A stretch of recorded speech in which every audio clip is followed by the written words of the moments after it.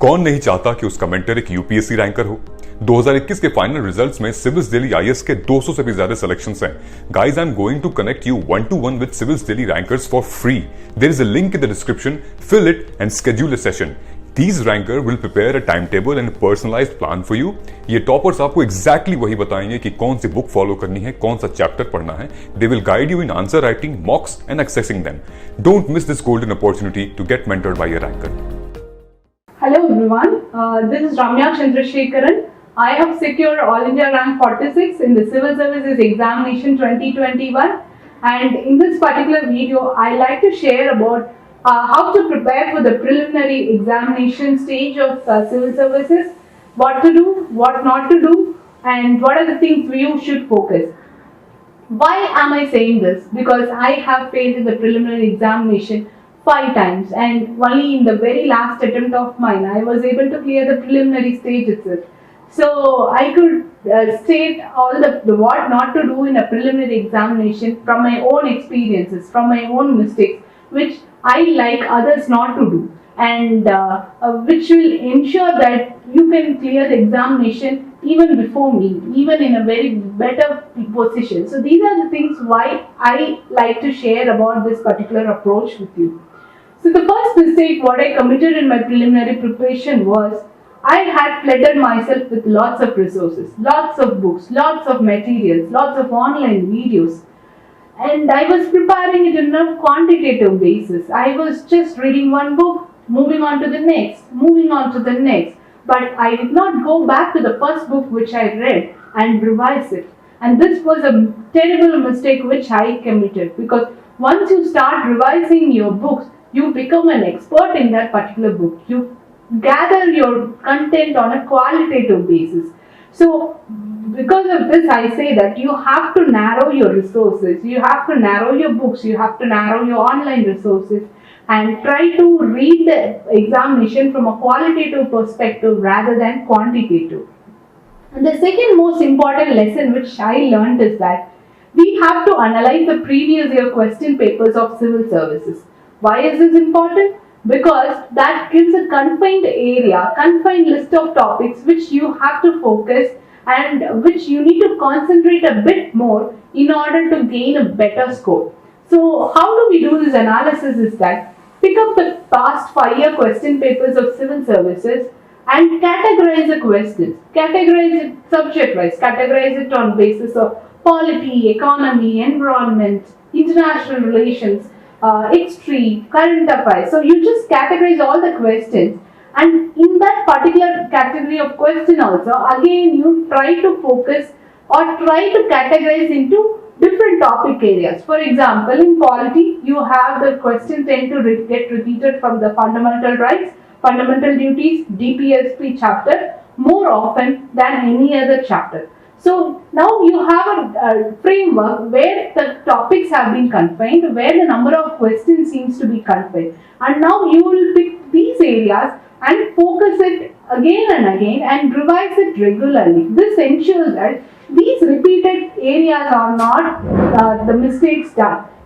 So you get a better score and you avoid silly mistakes in all these parts, and this will ensure that you get a very minimal base marks. And then next is that you have to take regularly the daily questions. So certain institutions do come up with daily questions based on that particular day's current affairs, based on that particular static portion. For example, I did follow Insight's daily MCQs session. It's just a list of 5 questions which is being asked. You try to do the 5 questions, you end the quiz, you see the explanation and your score. So why do we need to do this practice? Because this gives your mind a template. You get used to doing the MCQs. And when you go and sit and write your preliminary examination, your mind should not feel that you're doing something new. So doing it on a regular fashion makes it a habit for the mind to view the MCQs, to pick the keywords, to pick some answers intuitively. So this is a process which has to be done daily, and you can do it. Many online free resources have been provided for this particular provision. And the next fourth important is that you should not be neglecting your CSAT paper, that is the general studies, you have general studies paper, you have CSAT paper. So this particular paper often gets neglected, or people tend to give very limited focus on this, because this is just a getting through into the examination kind of thing, qualifying in nature. So, but the CSAT more recently have become very difficult in nature, because the logical reasoning part, the chart-based questions are not concentrated much, and it's basically your aptitude and reading comprehension which gets concentrated. And for this, you need continuous practice. You have to do your mathematics on a regular fashion. You have to read RCs. So RCs basically you can get a hold when you start reading your editorial seriously. And once you start your editorial seriously, RC becomes a cakewalk. You'll be able to read the RC passage more quickly and try to figure out the answer in a better manner. So please don't neglect CSAT. And the next is that once you have done your base reading for the preliminary stage, you have covered all the basic books, all the covered standard books, and keeping abreast with the current affairs, you have to start taking a full-length preliminary mock test.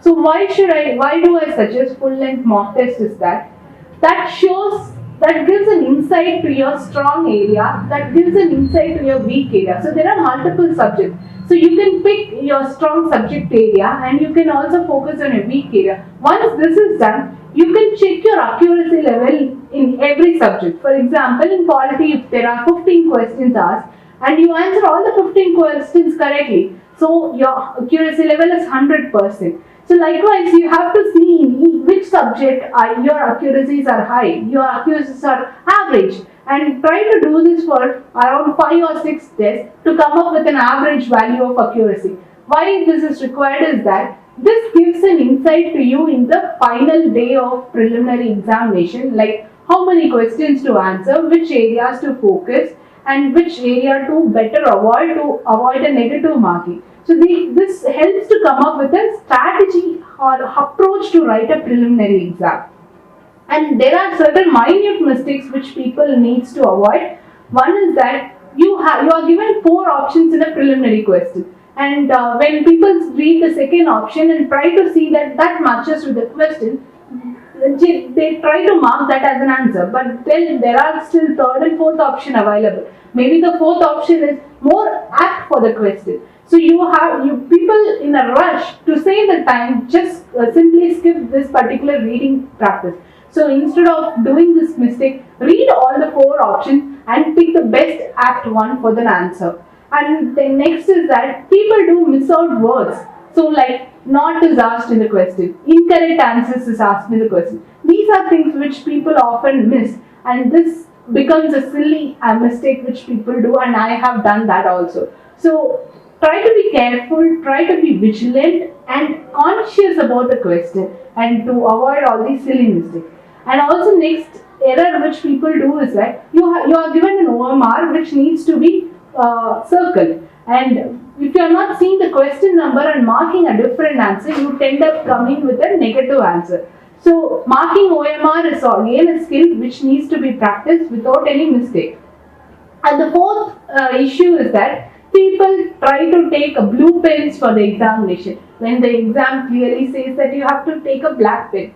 And in that particular stressful environment, you try to borrow the pens from others, and that gets added to your psychological stress, and which might become baggage for not performing well in the examination. So do get prepared for the examination. Take the pens, take the admit cards, do visit the center. So these are things which might seem minute, but things better to be done and prepared for the examination. On the examination, what we have to do is that we should not get panicked while seeing the question paper. Because everyone knows just 25 to 30 questions. So not just the topper, every candidate, be it a veteran, the 6th timer, or be it the first time attender, everyone knows just 25 to 30 questions. The rest 60 question is in your hands. It's based on an intuitive knowledge. It's based on your accumulated knowledge. It's based on the experience which you have gained from your mock test. It's based on certain logical reasoning. So, and these are the areas which mock tends to help us cope up with. which helps us to do the rest 60 questions and come up with a pretty good answering method for 90 questions at the least. So this is one area which we have to be aware that everyone knows just 25 to 30 questions. So be confident and calm in approaching the question. कौन नहीं चाहता कि उसका mentor एक UPSC ranker हो। 2021 के final results में civils Delhi IAS के 200 से भी ज्यादा सिलेक्शंस हैं। Guys, I am going to connect you 1-to-1 with civils Delhi rankers for free. There is a link in the description, fill it and schedule a session. These ranker will prepare a timetable and a personalized plan for you. ये toppers आपको exactly वही बताएंगे कि कौन सी book follow करनी है, कौन सा चैप्टर पढ़ना है. They will guide you in answer writing, mocks and accessing them. Don't miss this golden opportunity to get mentored by a ranker. So I stated so many points for the preliminary examination, but in addition to this, which is very important, which played a significant role for me in my 6th attempt, is my psychological well-being.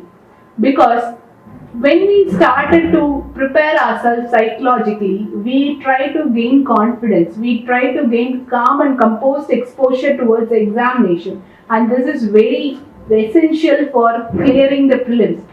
When you see a question, people try to answer the question, but when you are unable to do, you try to take the baggage to the next question. This is a mistake which we have to avoid. And similarly, when we read the first 10 questions and we are unable to answer even one of them, we say that our results are done. We are not going to crack the examination. So trying to set this negative impression in your mind will create a baggage which will pull you down in the examination process and will not give you scores.